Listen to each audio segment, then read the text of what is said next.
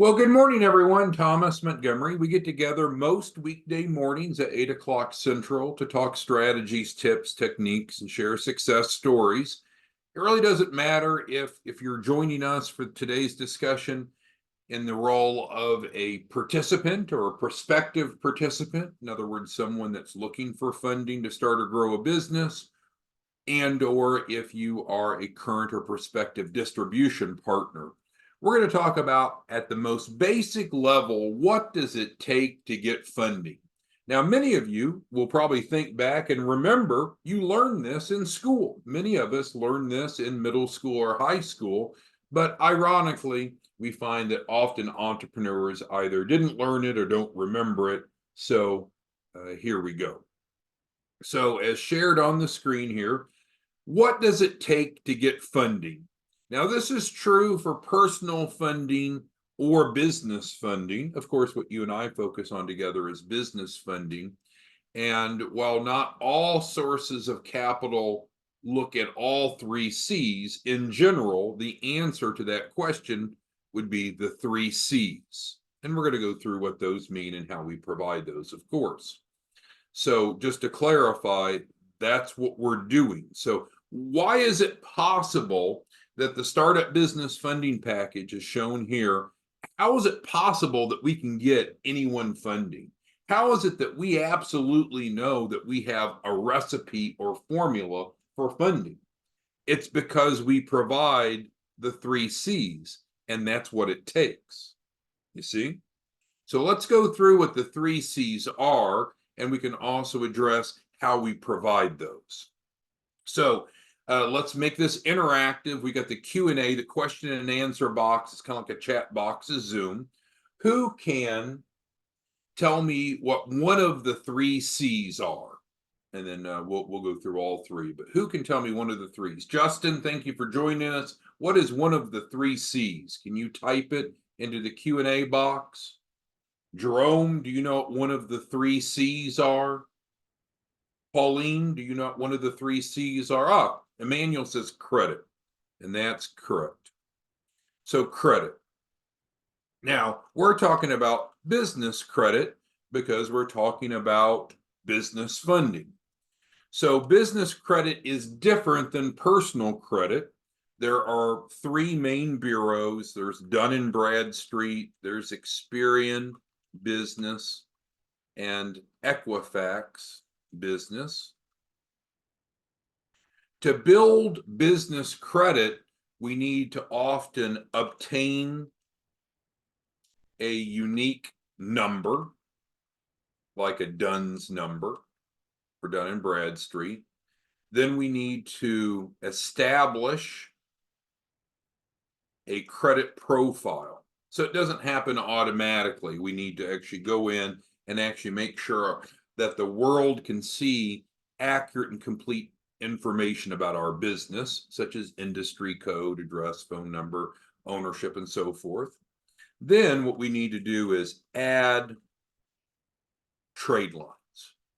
Trade lines are extensions of credit where we have payment experiences that shows the world that our business has paid our bills as we promised.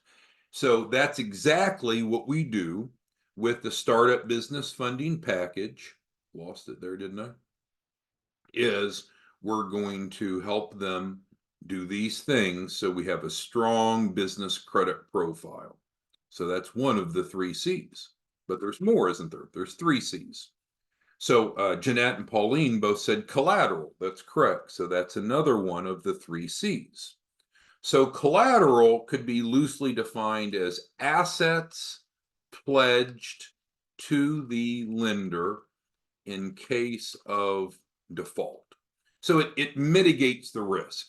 So let's look at a personal side. So if you go buy a home and you finance the home with the mortgage, the home is collateral. So if you don't pay your mortgage, they'll foreclose on the home eventually.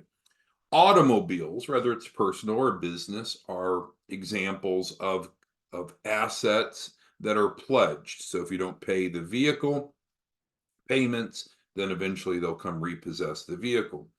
So some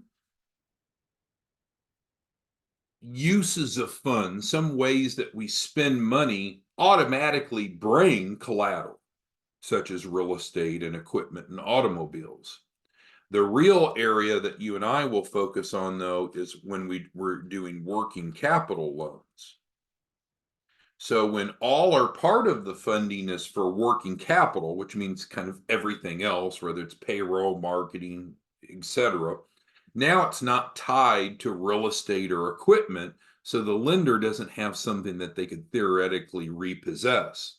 Therefore, it's important that the borrower has collateral, and this is typically going to be reflected on the balance sheet. So again, just like with credit, we take care of building business credit for participants. We also take care of the collateral. So what do I mean by that? So when we're in phase 3, we're building out the financials of the clients, of the balance sheet. We actually transfer $10,000 of what we call quick cash over to each client to put on their balance sheet that goes towards their collateral. And if they need even more collateral, we can transfer even more. But let's go ahead and go back and number these. So these are in no particular order. So credit is important to get business funding. Collateral is, but again, there's kind of that asterisk by it because it depends on what we're getting loans for. If we're getting loan for real estate, the real estate typically will serve as collateral. If we're getting equipment or company automobiles, that'll serve as its own collateral. But when we're looking for working capital loans, then typically we'll need to bring additional collateral to the table, and we help with that. So that's 2 of the 3 C's. Can anyone think of the third C? Which C are we missing? What C is not here? Oh, Terrence actually had it, and Emmanuel both. Capacity. And sometimes that is referred to as cash flow. Now, this is a little bit of a different animal when it comes to business funding than personal funding. So let's look at an example. If you and I went to go get a personal loan, they would probably at least ask, but may require documentation of our income to show that we can afford to pay the personal loan back. When it comes to business loans, sometimes it can be stated and or future income. Because we might say, well, no, our business doesn't have the cash flow yet. However, based upon getting the loan, investing those dollars into the business, then the business will be able to operate profitably. That's why we need the loan.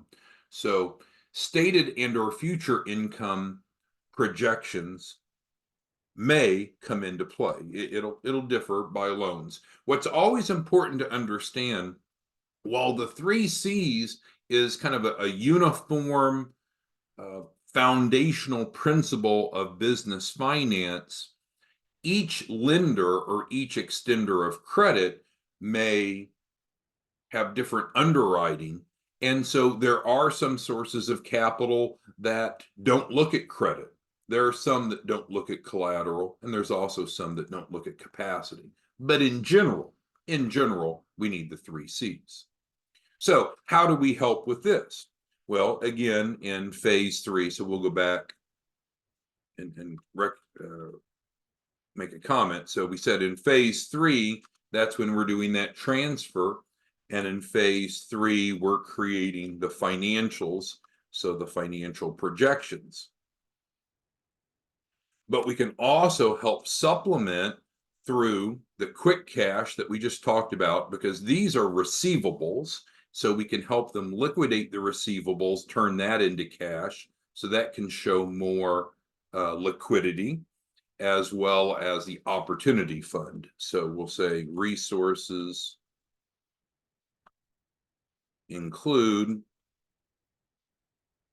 quick cash, opportunity fund, development of financial projections. Yeah. All right. So in brief, what we're wanting to do is clarify, how is it that we're so confident that we can always help clients get funding? Why is it entirely risk-free to the client? It's because we're providing the formula, the recipe, and the ingredients. So with that, there's 3 C's. There's the credit, there's the collateral, and the capacity, also known as cash flow. And that's what we're providing. So as you're out educating prospective participants, this may be something that would help you help them understand why this works. Because if they don't have this frame of reference, maybe then they think it's too good to be true, or it's a scam. No, it's not a scam. It's the opposite of that. We're taking a legal and ethical approach to building credible businesses, fundable businesses. All right, well, we're going to cut training short today. So please reach out to us via phone or email if there's anything that we can do to assist you. Remember, every day we should be enrolling a new client, every day. So if you need help getting paid today, please reach out to us and we're happy to assist you. See you back tomorrow morning. Have a good day, everyone. Bye-bye.